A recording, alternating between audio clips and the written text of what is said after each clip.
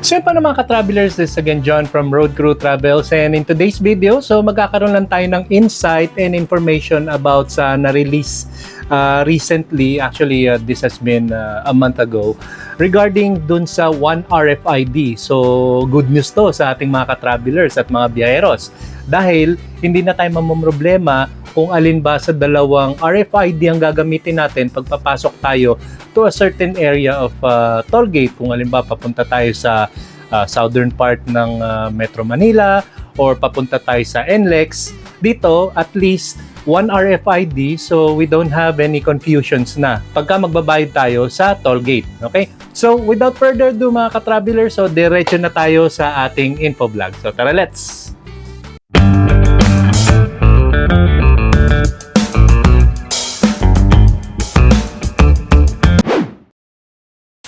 At yun pa mga ka-travelers, na nagbabalik na tayo sa ating channel, and kagaya nga na sinabi ko kanina, didiscuss ko sa inyo parang overview lang or basic information regarding sa nilabas na One RFID a month ago. Actually, this was released October 21, 2025. So sabi rito, One RFID refers to the One RFID All Tollways program in the Philippines. So syempre applicable lang to sa Philippines, and this allows motorists to use a single RFID account for all toll expressways in Luzon. So basically ngayon is Luzon pa lang pinapatupad din ganitong klase ng program.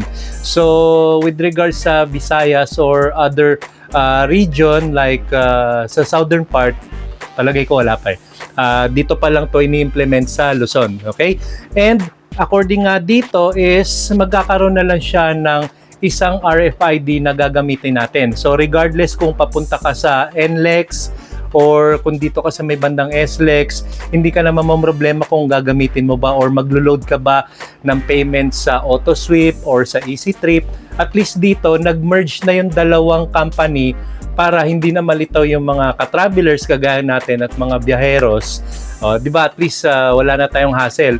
One load na lang para sa isang RFID at smooth na ang ating pagmamaneho at wala na tayong poproblemahin sa pagbabayad sa mga toll gate. Nice. So sabi pa niya rito mga ka-travelers, under this system, you can enroll your existing EasyTrip or AutoSweep account. So remove the other sticker and use the One RFID tag for all participating toll roads. So ibig sabihin dito, isa ang pwede mong i-remove na account. So kung halimbawa, meron pa kayo nung existing na dalawang RFID which is AutoSweep or EasyTrip. So alin doon sa dalawa ang madalas nyong gamitin, so I suggest yun na lang yung i-retain ninyo.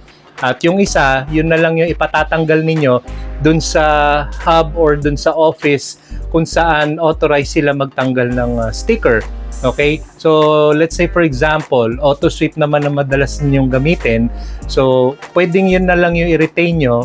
At yung EasyTrip, punta kayo sa head office or sa kung anumang mga satellite offices ng EasyTrip, and then pwede nyo na ipatanggal yon. So, paano nga ba nag-work tong ganitong klase ng program? So, sabi niya rito, so first is enrollment. So, there are few ways that you could enroll para dito sa One RFID. So, one, pwede naman kayong pumunta sa website nila, either EasyTrip or AutoSweep, and then from there, pwede na kayong mag-request na kung alin man dun sa dalawa ang i-retain nyo, either AutoSweep or EasyTrip. Pangalawa, pwede naman kayong mag-enroll directly na dun sa mga satellite stations or hub na kung saan available yung pag-enroll ninyo ng One RFID. And then after nun, syempre kagaya nga na sinabi ko kanina, sticker removal. So kung halimbawa you have decided to use AutoSweep, yung EasyTrip dapat ipatanggal mo na dun sa station ng EasyTrip offices. And then pangatlo is yung usage. So ibig sabihin nito, your chosen RFID account will then be usable on all participating Luzon Express Tollways. So kagaya nga nung, again, sinabi ko kanina, itong program na to is applicable pa lang sa Luzon.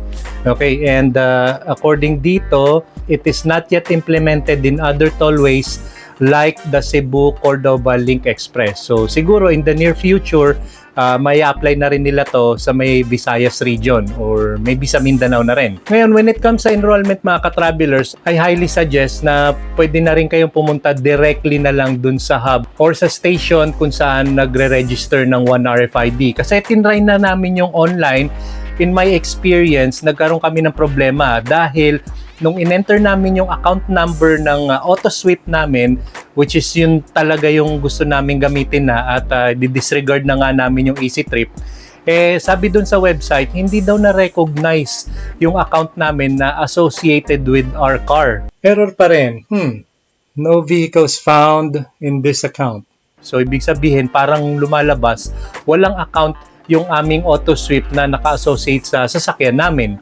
So, siguro magbabalak kami this coming days, God willing, pupunta na lang kami sa mismong hub or station ng auto-sweep available sa area. Alam ko meron dito sa may bandang Susana Heights So, mag-i-inquire na lang kami ron para mag-manual register na kami dun sa office nila. Now, dako naman tayo mga ka-traveler sa mga key feature ng program na to. So, meron tinatawag sila na optional enrollment. So, this is not mandatory to enroll, but you can continue to use 2 separate RFID account if you prefer. So, hindi naman talaga parang pinupuwersa or mandatory na mawawala na yung 2 RFIDs. Existing pa rin siya, pero itong program na to kasi kumbaga binibigyan ng option ng mga ka-travelers kagaya natin kung gusto nating maging all-in-one na yung RFID natin or kung gusto pa rin natin ng separate na meron pa rin tayong auto-sweep at EasyTrip. And then another key feature mga ka-travelers is seamless travel. So since magkakaroon na nga ng one RFID, so hindi na rin tayo mamomroblema kung maglo-load pa tayo ng EasyTrip or ng auto-sweep, okay? Since isa na nga lang, so either ways, kung halimbawa EasyTrip pa yung gusto nyong i-retain sa inyong account, doon na lang kayo mag-load. Magiging applicable na rin siya sa mga toll gate na gumagamit ng auto-sweep account. And another key feature nito mga ka-travelers is no new sticker needed. So, ibig sabihin nito, hindi mo na kailangan ng bagong RFID sticker. You just need to simply use the one that you have. So, kung halimbawa nga, preferred nyo nang gamitin yung auto-sweep, pwede naman, i-retain nyo na lang yung sticker na yon and then, ipatanggal nyo na lang yung isa nyo pang sticker ng RFID, which is the EasyTrip. So, ganun lang mga ka-travelers, napakadali lang niya. Good job! And that's it for our video. I hope may natutunan kayo dito at kung di pa kayo nakasubscribe sa aming channel, don't forget to subscribe Road Crew Travels at i-hit nyo na rin ang notification bell para updated kayo palagi sa aming susunod na vlogs. So till next time mga ka-travelers, maraming salamat at God bless.